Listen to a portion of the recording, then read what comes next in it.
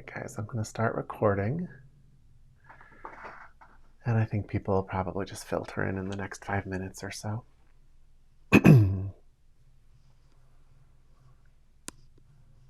As always, if there's anything you'd like addressed or discussed or have any questions about any aspect of spiritual life or meditation, feel free to either speak up or put it in the text, in the chat.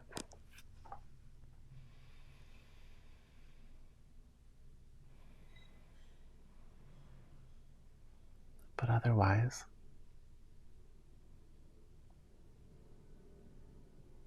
I hear people come. So just let yourself arrive where you are.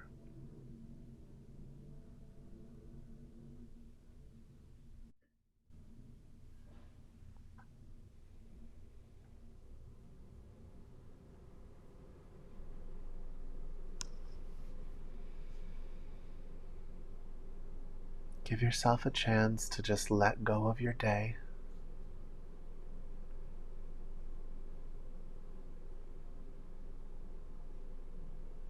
Just release your grip on all of it so that all of that part of you can be present in this room.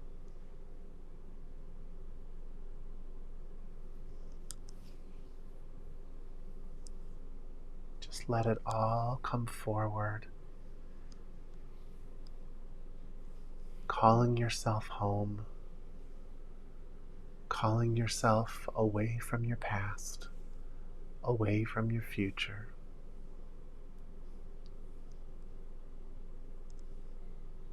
Away from the illusion,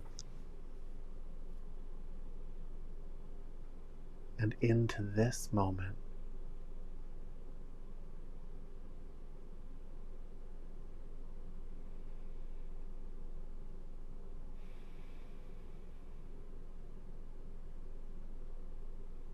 This is something that if you can get that shift into your nervous system,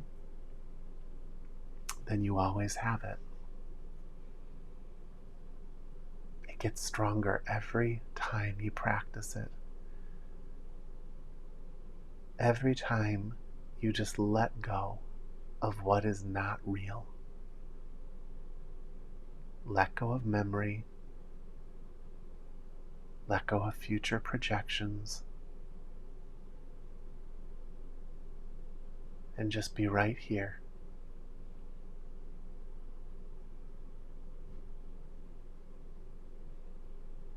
The dramas of all of it disappear in an instant.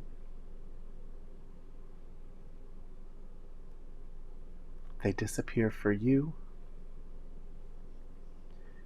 But if you do this enough, you're going to actually, and don't just take my word for this, but wait till life shows it to you, you're going to see that they actually disappear for other people as well.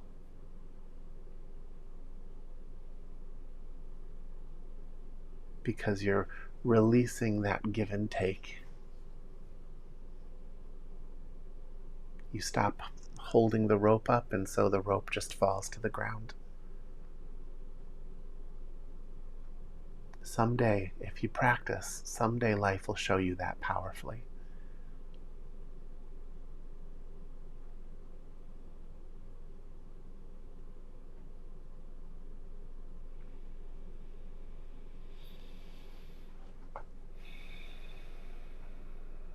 So just let yourself breathe.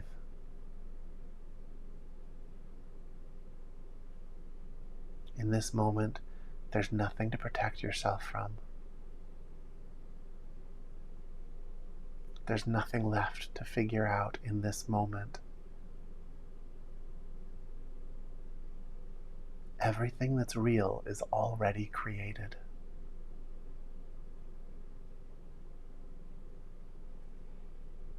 The rest of your life is just this makeshift diorama made out of popsicle sticks that's going to crumble and fall apart the second you die. But what's real is already created. You don't have to hold it up. There's nothing you have to do for it.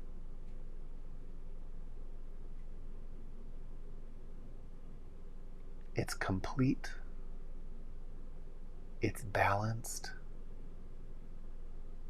it's fulfilled.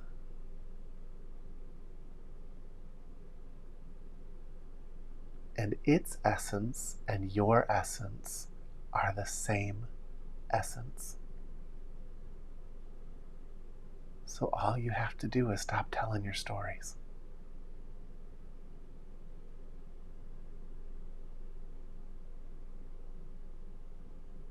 Stop telling your stories, and then there you are.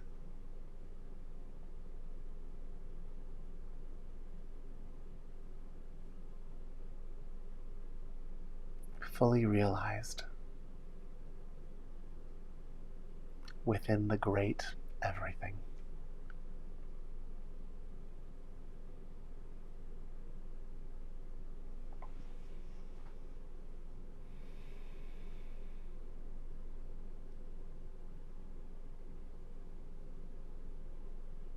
You've touched on it before. Everyone in this room, at some point, you've touched on it. Maybe you didn't know what you were looking at, or experiencing is a better word.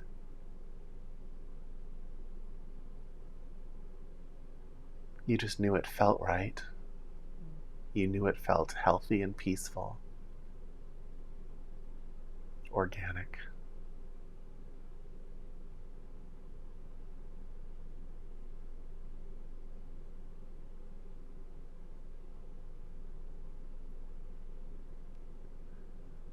But it is actually the answer to every question you have.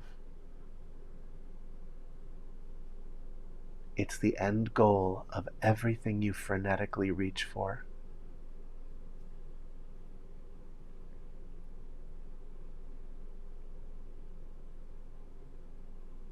And it's already built.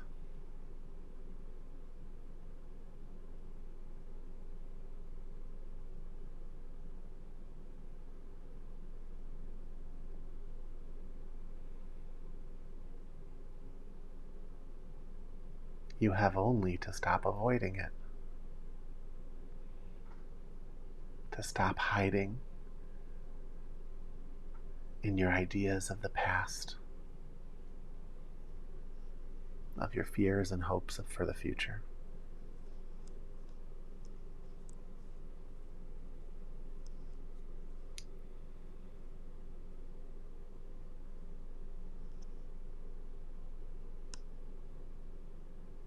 Do you ever wonder how you lost it? Something so foundational to who you are.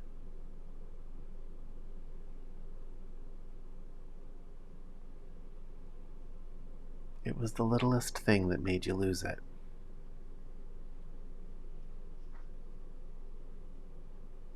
Just a thin veil of illusion. Picked up kind of the way you pick up a virus.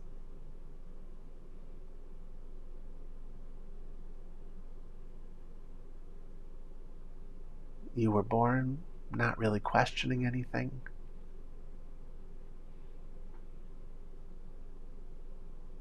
And somebody experienced their version of the illusion in your space.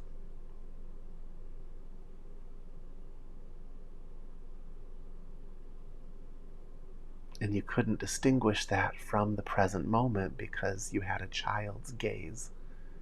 You didn't even have words for what you were experiencing. You just knew you didn't want it. And so you avoided it. And in that moment, there was something to avoid and something to chase after. And suddenly, neither of those two things were the truth. You stepped into duality.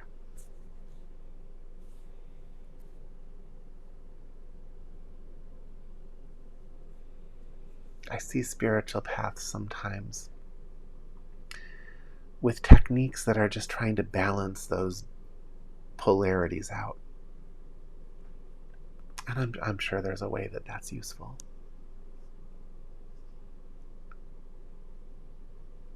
But it's not giving up the bad for the good. As you've seen, you just let go of all of it, and what's left is exactly what you were looking for. The exact peace you were hoping to get from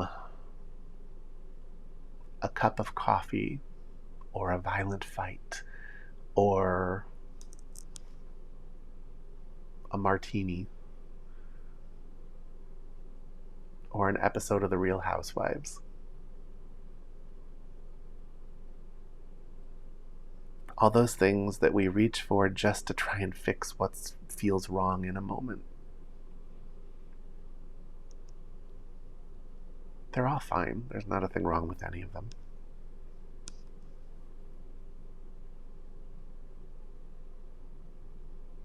But they don't take you closer to truth.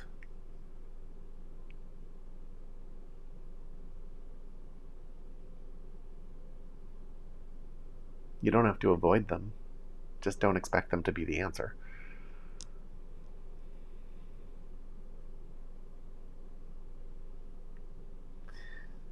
For thousands of years, people have written the answer down. And that answer has always been some version of just giving all of it up, letting it go. Whether you're directly letting it go as part of the meditative state, or you let it all go in devotion to some deity and a set of stories around that deity,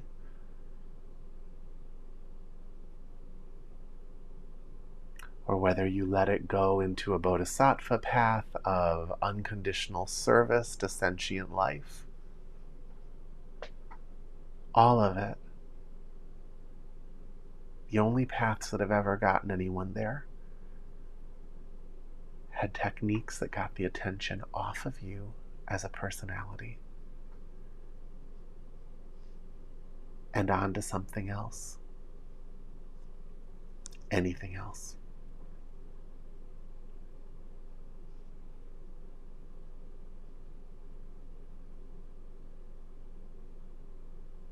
You can chant names of God, and it'll fill your body with a feeling of clarity and divinity and light and peace. You can chant the word pizza over and over again, and if you do it with complete focus, it will fill your body with clarity, divinity, light, and peace.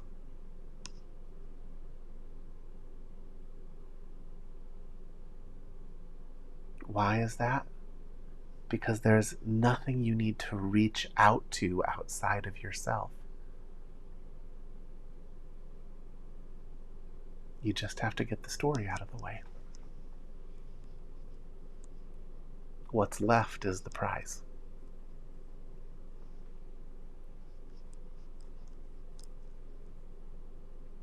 And when you see that, you spend a period of time usually just soaking in that.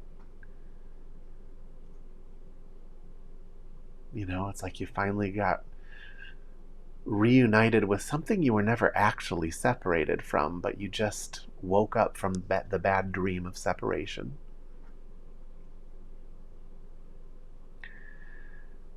But then, you know, you find that you're still here, you're in a physical body. And so you start working with the dream. You start stepping back into stories, but you do it consciously, knowing how addictive they are. You find ways and reasons to step back into reality every day.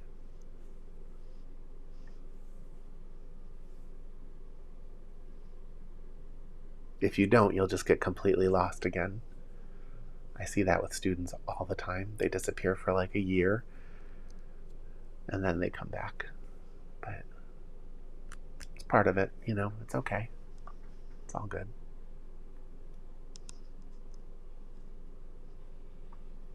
they start spiraling down, and then they just remember a time when things were feeling better, and they remember what they were doing, and so they go back to that.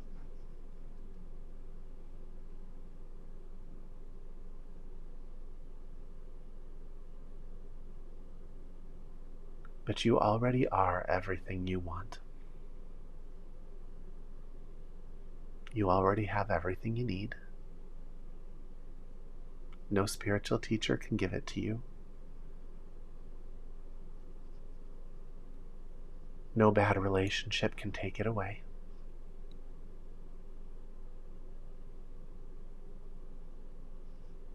The only thing that can happen is you can create a story that says, I have to escape this moment for another moment. And so you reject the moment in front of you, and then you're lost in the story for a while.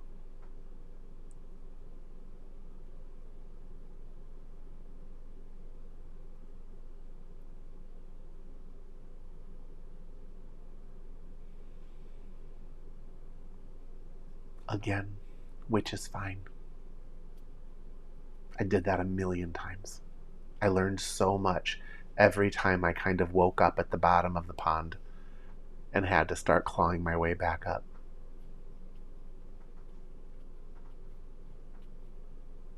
It's part of it.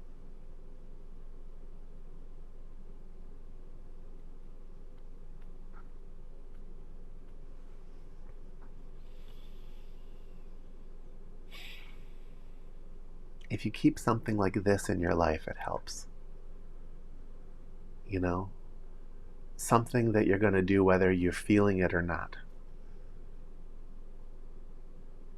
Because even if you get completely lost and you begrudgingly show up and just engage a little bit, but maybe even not really, you will stumble back upon your awakening and be able to pick up where you left off.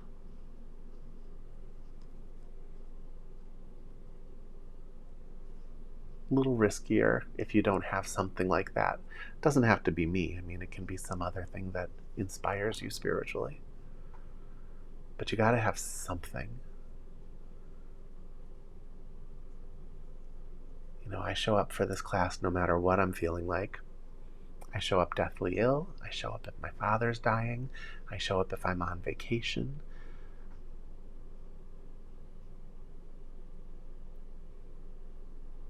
You're my thing.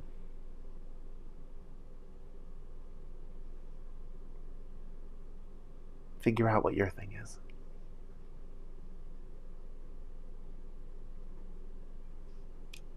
Of course, Anna. It's a privilege. Nothing in life is built to wake you up, really. It is, but it's like a long game. Mostly, and it wakes you up through pain. It's designed to take you so far down that you can no longer deny how lost you are and how stuck you are. And from that place of no options, you are opened. And then you do that over and over again. But at some point you get to a place where, you know how to go for it directly, or at least you know where to go to kind of have somebody put you on the rails of that so that you can start moving in that direction.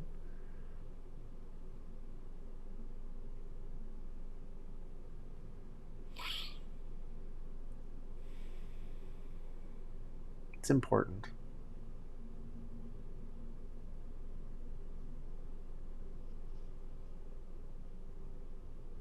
The majority, if not all, of everything else is a bunch of smoke and mirrors.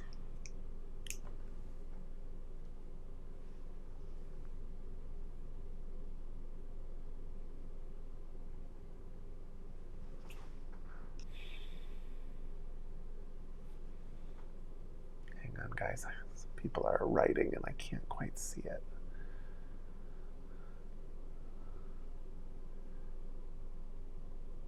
Okay, someone's saying, if there's time, I'm going to a funeral and other activities around it all day tomorrow for a 43-year-old son, dad, and husband and friend to so many who died suddenly.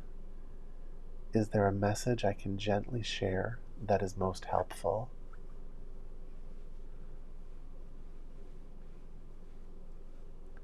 "43-year-old son, dad, and husband and friend to so many who died suddenly." I see.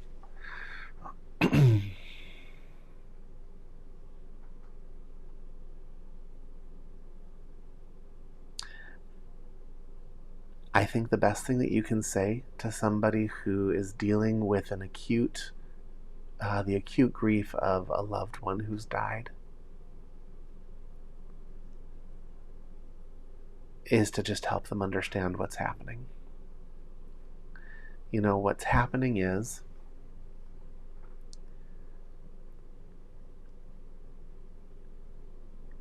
the trauma that they've experienced has stepped out of the context of the entire person's life and blown itself up on the screen of that person's mind.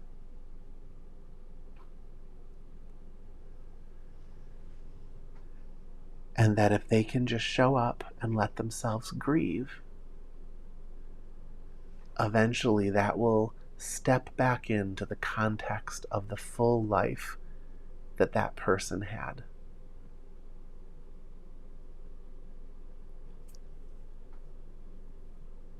And that the pain will find its place. In the beginning, you can only experience the pain of it. But it's because the grieving process forces the worst phases of something out of the bigger picture context of that person's life. But as that grieving takes care of it, cleans it up, then the rest of all those experiences will come forward and you'll be able to participate in the rest of that person's life. And that's when you'll start to feel the healing, but the actual healing is coming from the grieving. I think just reminding them that while they can't see it, that the pain they're experiencing is out of the context of the full person's life, and that when they're done experiencing it, they're going to have access to the beauty that was that person's life. I think with my father that took about a year. Doesn't really matter how long it takes. You grieve as long as you have to grieve. Grieving's not really a story. Even if you don't have a thought in your head, there is something energetic / physiological that happens to fill in the holes of that kind of a loss. When someone you're connected to leaves, it just leaves this hole.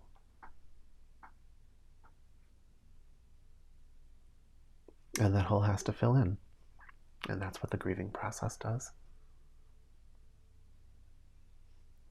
So I've been working in hospice lately. And you just watch different families going through their process of grief. And you see the ones that are just kind of pushing it all off to the side. And they're the ones that if you actually look at their energy's tied up in knots and blocked and all sorts of different things. And then you look at the ones that are just losing it. But if you look at them energetically, you can see that there's so much healthy flow happening in them. They're the ones that are like contextualizing during the acute phase of their grief.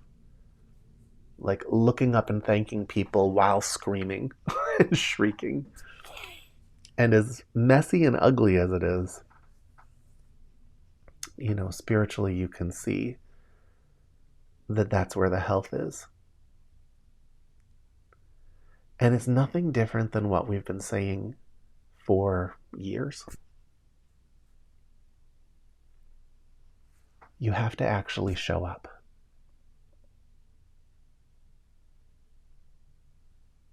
You have to show up and be present. Any part of the story that you're hiding from yourself, anything so unacceptable that you can't look directly at it, is going to control you from beneath the surface. I look at that in organizations. So, I have an organization that I work for that is filled with people of different modalities, right? We've got physicians and dietitians and pharmacists and nurses, and, they all come together to do really good work. But there's always power dynamics. And there's like a group within the physicians that sometimes like to just cause a lot of trouble. They run around, they tell lies about people to kind of warp and manipulate people's perception of people that they think aren't serving their power needs. And it's a sickness in the organization. And when people talk about it, they always talk about it like, oh yeah, those people are bad, those people are the problem. And it's like, no, those people are not the problem. We'll always have those people in life. The problem is that nobody ever calls it out, nobody ever says it. It's always sort of just sheltered so that nobody has to have that uncomfortable moment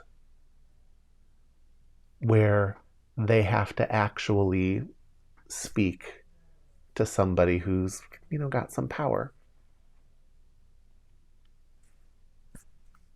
I'm one of those people. I've always just said what needed to be said.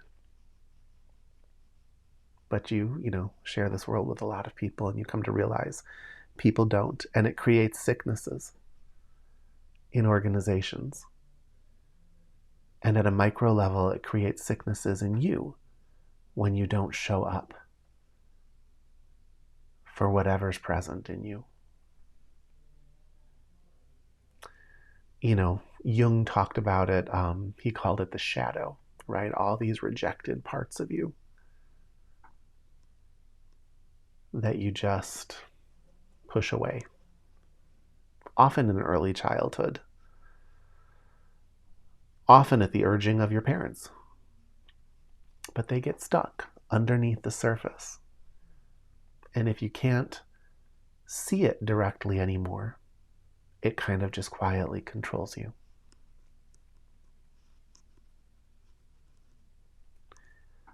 When something has gone subconscious,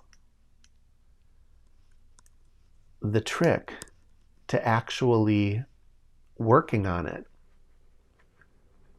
is showing up. And more than that, taking responsibility for everything that is happening in your life. You just own it all. You own your response. You don't have a story that says, this person made me act like this, or this person's making me feel like this. You just know deep down inside that if there's something you really want to do, you could just do the work. And if you're not doing the work, then there's a part of you that doesn't want to do it. But you don't keep externalizing the responsibility. And if you do that, you'll have to face your shadow in the process. I don't usually speak in terms of Jungian psychology because it's simpler than that. Show up. Be present. And when the mind insists that you do something else, show up. Be present for that thing that is insisting that you do something else. unconditional presence, unconditional awareness. That's what we practice in meditation, and that's the road of spiritual evolution.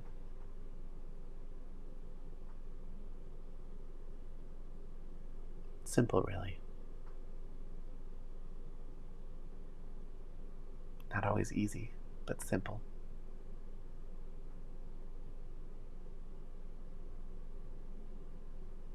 All right, let's go into meditation. I'm on the verge of talking too much. So let yourself be present in this room. Nothing to escape.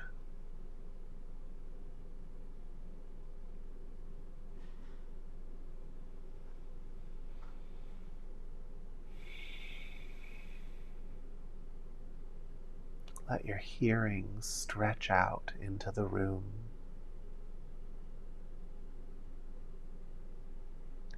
Let your feeling stretch out into the room.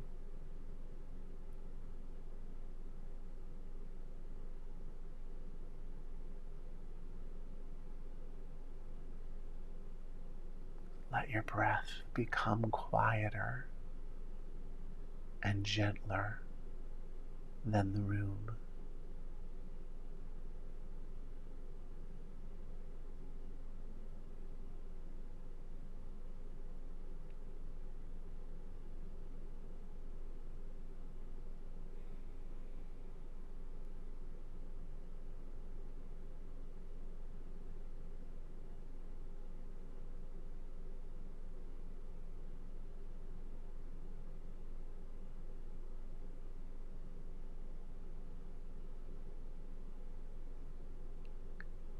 How still can you be?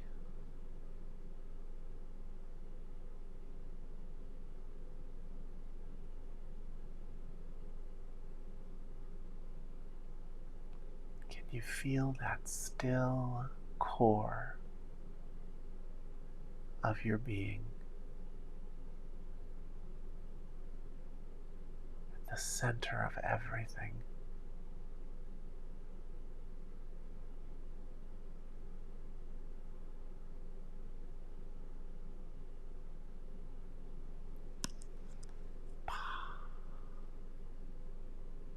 Open.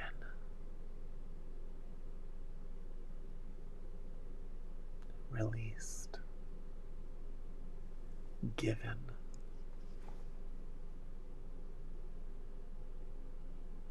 Available.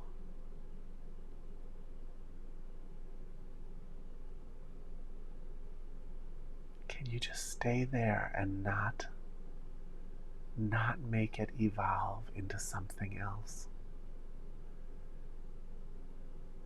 Let it be what it is.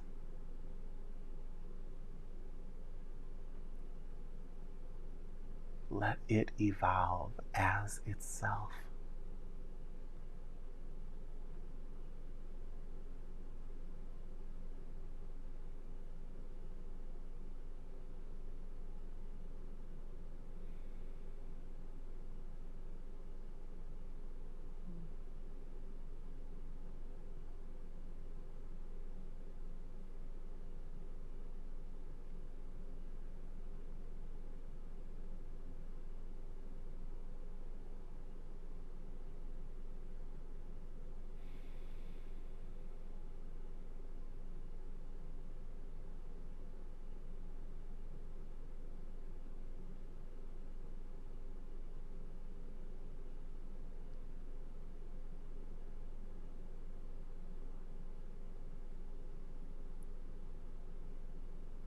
Nothing to tend to.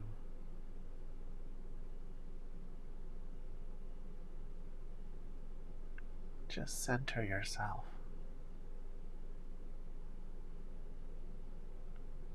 Float in the ocean of consciousness like a cork.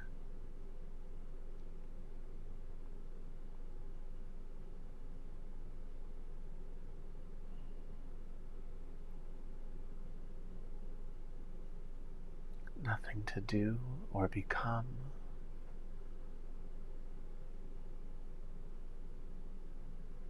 nothing to experience.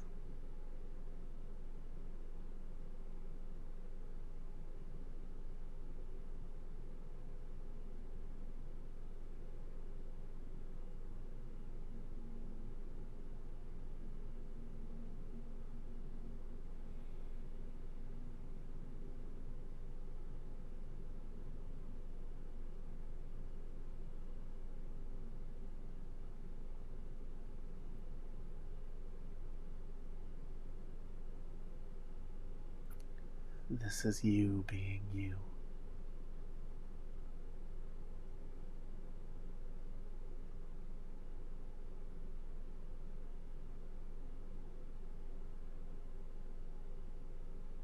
Nothing to embellish.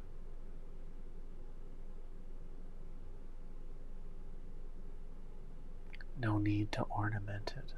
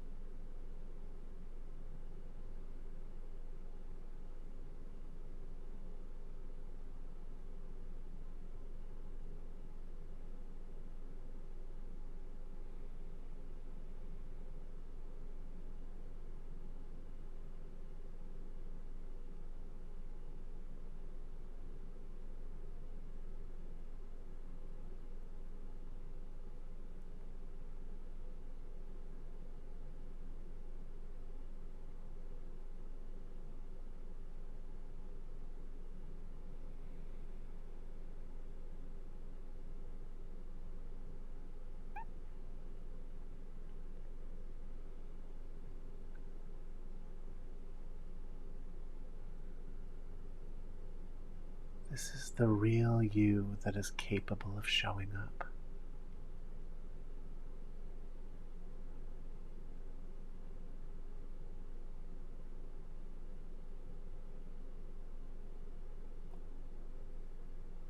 This is the context into which literally everything fits beautifully.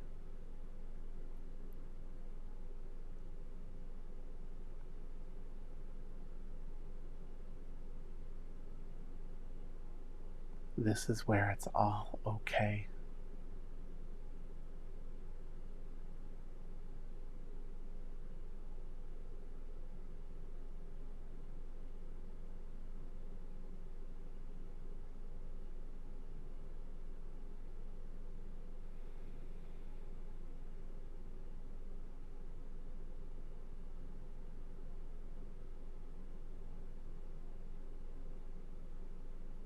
This is where your strength comes from. Even in the story.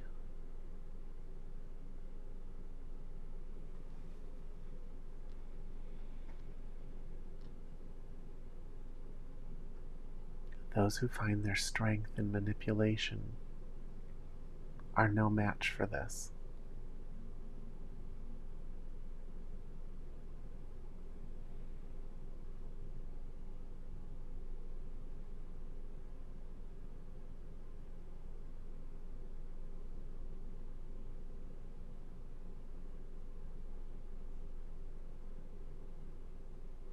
Lies and manipulation slither away when you shine light on them.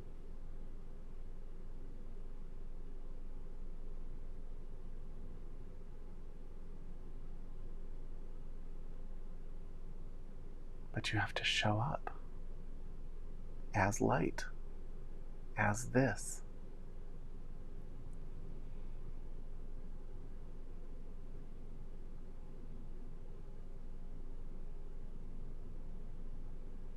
You'll find the words come.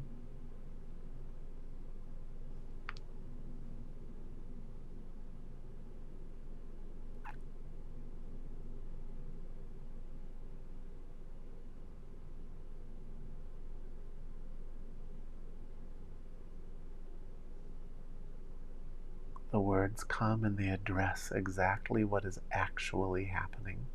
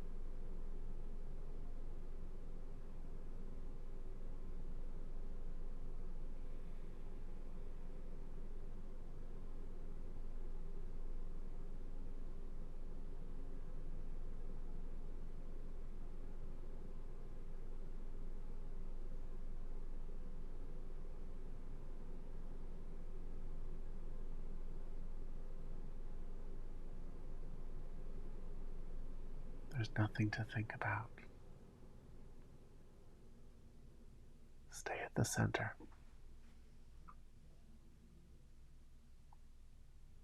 and let it all go.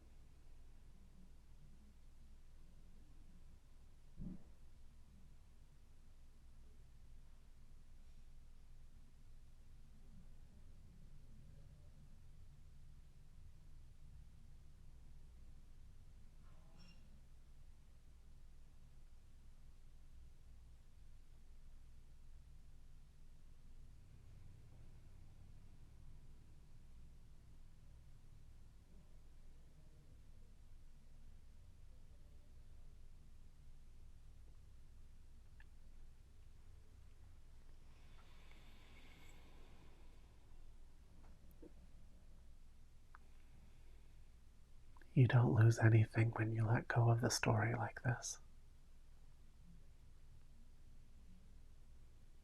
This whole world is filled with story structures for you to slip into and have experiences with. Whatever captures your attention, you become it. What this does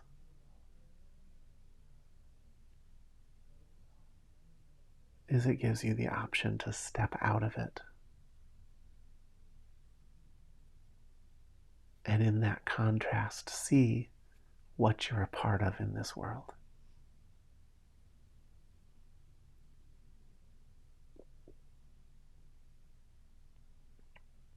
In that contrast, understand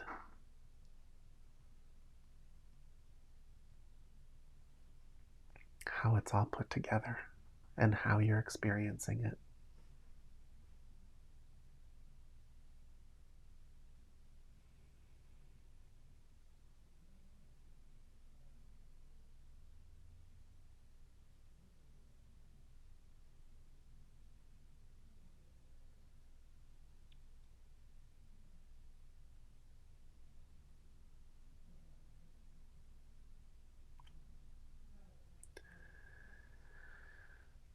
But that experience of stepping out of it, that feeling that you have now, you have to do that a lot so that it's part of your nervous system,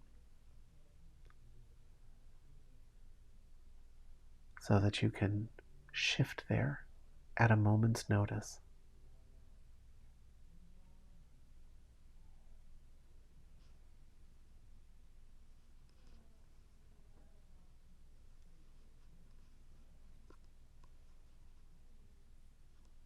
so that you can play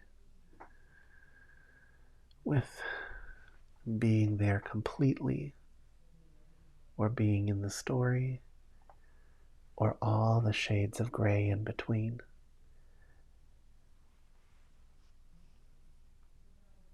And you can do it in an awareness.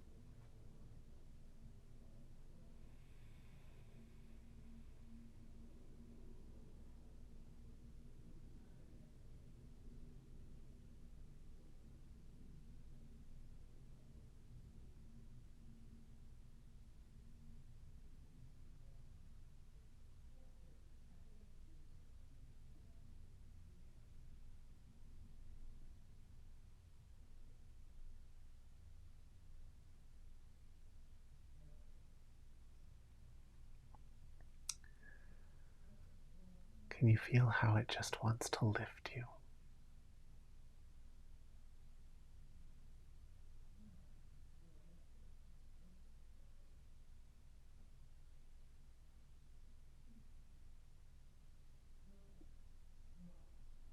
It supports you by removing heaviness.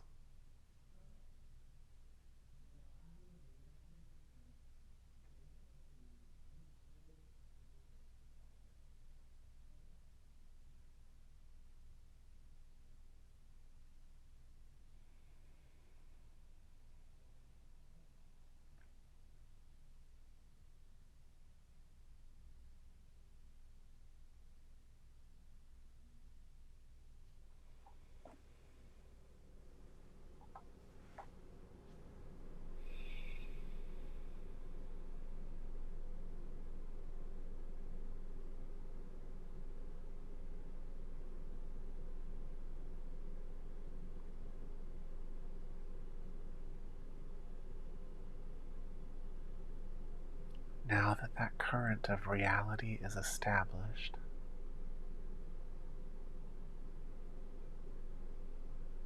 and you can feel it,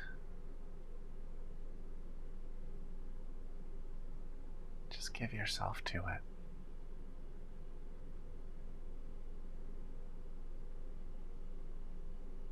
Just let it absorb you for a while.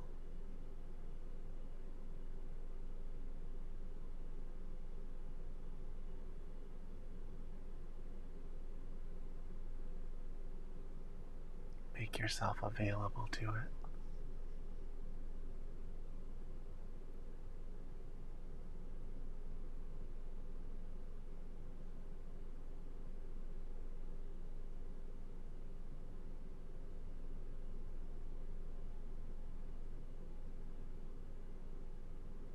Let it take you the rest of the way.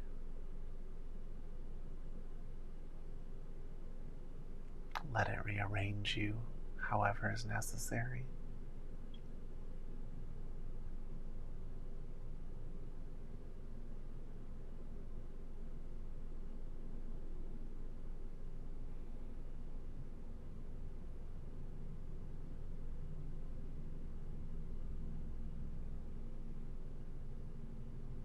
When you do that, you're giving yourself to you.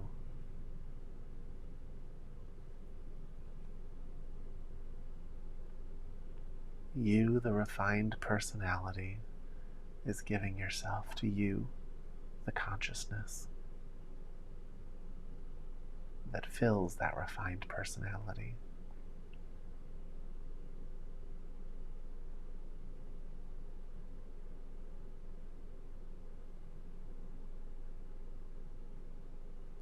Don't think about that. Just stay open. You can't lose anything in this process. It'll all come screaming back in when you stop, I promise.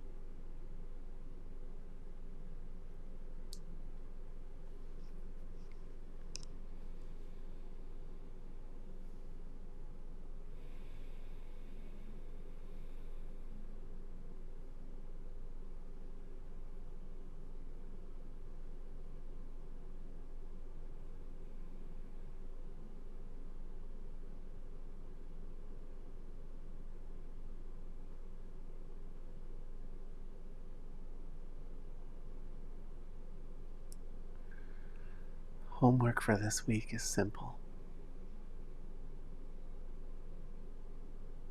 I want you to sit down,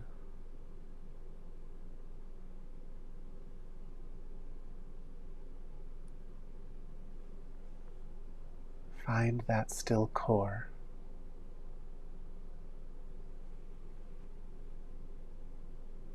and just let it expand.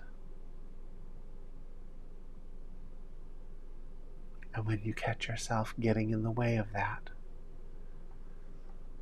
shift your attention back to that still core.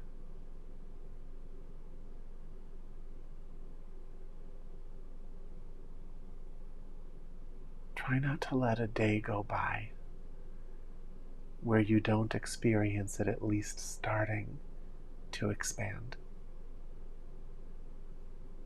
where you don't at least brush up against your true self.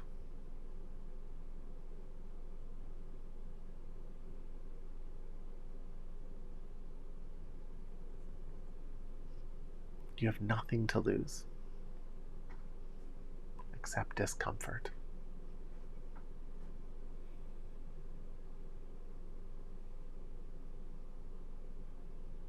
I don't care if you do it sitting in some lotus position or just in your car before you step into work.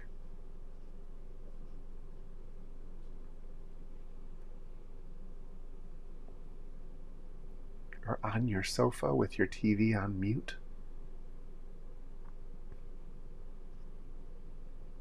Fit it in however you have to, but make it a part of every day, if you can. Make it work for you.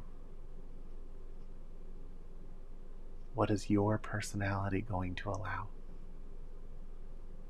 That's the little crack that you can get in and start building on.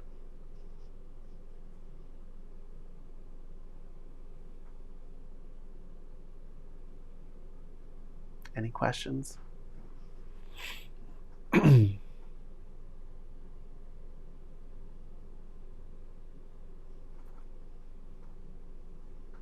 Okay, everybody.